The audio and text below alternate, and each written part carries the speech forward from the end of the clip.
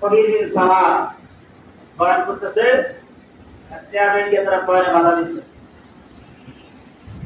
এরকম ভাবে মাসলা জানতে হইলে সাথে জানতে হয়, কিছু লেখাপড়া হইলে আর গজল গাইতে পারলে তারা বক্তা, যারা মাসলা জিজ্ঞাসা করতে আলেমদের কাছে বলতেছে হুজুর যে এক একজন এক এক ভাবে মত দেয়, আমরা কোনটা মানবো? যে সূরা ফাতিহা না পড়লে নামাজ হবে না, সূরা ফাতিহা নামাজ হবে না তাদের জন্য, যারা একা নামাজ পড়ে তাদের জন্য, যারা একা নামাজ পড়ে তাদের জন্য সূরা ফাতিহা ছাড়া নামাজ হবে না। লা সালাতা ফি ফাতিহাতিল কিতাব, তাদের জন্য মাসলা। যারা জামাতে পড়বে তাদের মাসলা সূরা ফাতিহা পড়তে হবে না, এটা জানা নাই।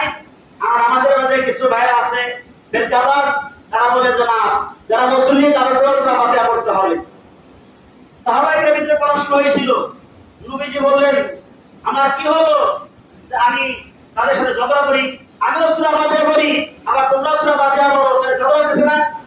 আমার কি হলো যে আমরা তোমাদের সাথে ঝগড়া করব? জন্য ওয়াইজা কুরিয়াল কুরআন ফাসতামিউ লা ওয়ানসিতু লাআল্লাকুম তুরহামুন, যখন কোরআন তেলাওয়াত করা হয় তোমরা চুপ করে পাখির মতন ঠান্ডা মাথায় করতে থাকো, শুনতে থাকো। এজন্য ইসলাম